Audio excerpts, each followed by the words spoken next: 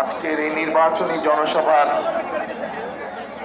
আমার সামনে উপস্থিত মুরব্বীবর্গ, অনুষ্ঠানের সভাপতি, উপস্থিত হাজারো ভাই বোনেরা, মায়েরা এবং আমার দলীয় সহকর্মীবৃন্দ, আসসালামু আলাইকুম। আসসালামু আলাইকুম। কেমন আছেন আপনারা? ভালো আছেন। অনেকক্ষণ অপেক্ষা করেছেন, তাই না? আমার আসার কথা ছিল খুব সম্ভব 5টার সময়, এখন বাজে রাত্রি 12:30।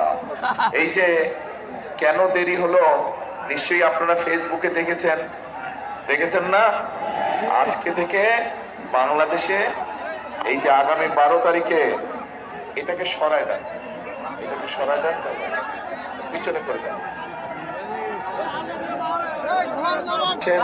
12 তারিখে, আগামী মাসের 12 তারিখে দেশে জাতীয় নির্বাচন, তাই তো নাকি? ঠিক বললাম না ভুল বললাম? ঠিক আছে। এখন এই যে 12 তারিখে জাতীয় নির্বাচন, এই নির্বাচনে আপনারা, আমরা, বাংলাদেশের জনগণ, প্রত্যেকটি মানুষের একটি অধিকার আছে। কি বলেন তো? ভোটের অধিকার আছে। নির্বাচন সময় যেমন অধিকার, তেমন এই যে এখানে যত মানুষ আপনারা আছেন, আপনারা সহ এই জেলায় যত মানুষ আছে, তাদের মধ্যে যারা তাদের মধ্যে ভোটার আছে না? এখানে ভোটার তো আছেন আপনারা। প্রত্যেকটি ভোটারের দায়িত্ব হচ্ছে কি? ভোট দেওয়া। দায়িত্ব কি? ভোট দেওয়া, পবিত্র দায়িত্ব। এটা হচ্ছে দেশ, রাষ্ট্র আপনাকে সেই দায়িত্ব দিয়েছে, এটা আপনার জন্মগত অধিকার।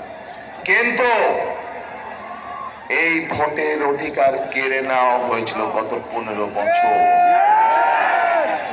এই ভোটের অধিকারকে আদায় করতে গিয়ে গত 15 বছরে আমাদের শত শত নেতাকর্মী, আরো বিভিন্ন রাজনৈতিক দলের, এমনকি রাজনীতি করে না কিন্তু জনগণের এই অধিকারের পক্ষে কথা বলেছে, এরকম বহু মানুষকে হত্যা করা হয়েছে, গুম করা হয়েছে, খুন করা হয়েছে। বহু হাজারো লক্ষ মানুষের বিরুদ্ধে মিথ্যে মামলা দেওয়া হয়েছে। শুধু সেই সময় নয়, এই যে এখানে আমার সামনে এখানে কতগুলো পরিবার বসে আছে, তাদের সদস্যদেরকে আমরা হারিয়েছি। আমাদের দল করতো, তাদের অনেকে অন্য দলেরও মানুষ ছিল, এরকমও মানুষ আছে। শুধু এই যে 2024 সালের 5ই আগস্ট, এই যে সারা দেশের মানুষ রাজপথে নেমে এসে স্বৈরাচারকে যে বিদায় করেছিল, সেই সময় 1500 মানুষকে হত্যা করেছে, তার মধ্যে এখানে উপস্থিত আছে। তাহলে প্রিয় ভাই বোনেরা, এই যে ভোটের অধিকার, গত 15 বছর আপনারা ভোট দিতে পেরেছিলেন? ভোট দিতে আপনারা পারেননি গত 15 বছর। সেই অধিকারকে কেড়ে নেওয়া হয়েছিল।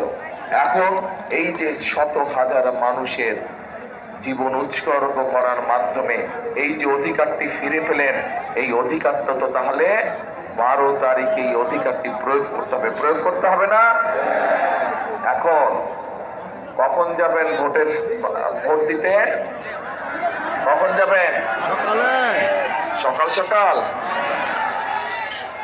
সকাল হইল না। তাহাজ্জুদের সময় উঠতে হবে। এইবার তাহাজ্জুদের সময় উঠতে হবে। তাহাজ্জুদের নামাজ পড়ে যার ভোট কেন্দ্রের সামনে গিয়ে ফজরের জামাত পড়বেন। পারবেন? ফজরের জামাত পড়ে লাইন দিয়ে দাঁড়া যাবেন যারা ভোটার যে এলাকা। ইনশাআল্লাহ। কেন কথাটা বললাম? কথাটা এই কারণে বললাম যে গত 15 বছর যেমন আমিন নির্বাচন হয়েছে, নিশিরাতের নির্বাচন হয়েছে, মনে আছে না? মনে আছে। আপনাদের ভোট দিতে দেয় নাই।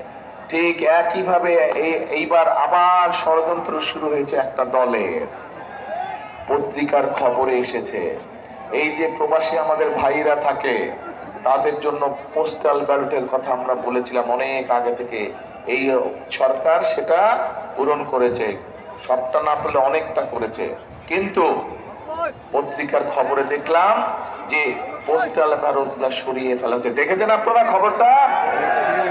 কাজে ষড়যন্ত্র শুরু হয়েছে। আবার কি ষড়যন্ত্র হচ্ছে?